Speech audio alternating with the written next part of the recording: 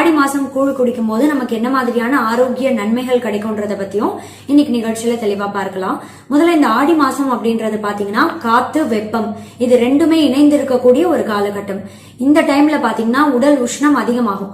உடல் சூடு அதிகமானா எந்தெந்த நோய்கள்லாம் ஏற்படுமோ அப்படிப்பட்ட நோய் தாக்கம் நம்ம எல்லாருக்குமே அதிகமா ஏற்படக்கூடிய வாய்ப்பு ரொம்பவே அதிகம். இதனால இந்த கேழ்வரகு கூழ் நம்ம குடிக்கும் போது இந்த மாசம் ஸ்பெசிபிக்கா நம்ம உடல் உஷ்ணம் குறையும். உடல் சூட்டை தணிக்கிறதோட மட்டும் கிடையாது, செரிமான பிரச்சனைகள் எதுவும் ஏற்படாம தடுக்கும். ஏன்னா இது செரிமான திறனை அதிகமாக்கி அஜீரண பிரச்சனைகள் எல்லாத்தையும் சரி பண்ணும். இந்த கேழ்வரகுல பாத்தீங்கன்னா இரும்பு சத்து நிறையவே இருக்கு. இந்த கூழ் குடிக்கும் போது நம்ம உடம்புல ரத்த சிவப்பு அணுக்களோட எண்ணிக்கையை அதிகமாக்கும். இதனால அனீமியா அப்படின்னு சொல்லக்கூடிய ரத்த சோகை நோய் கூட ஏற்படாம தடுக்கலாம்.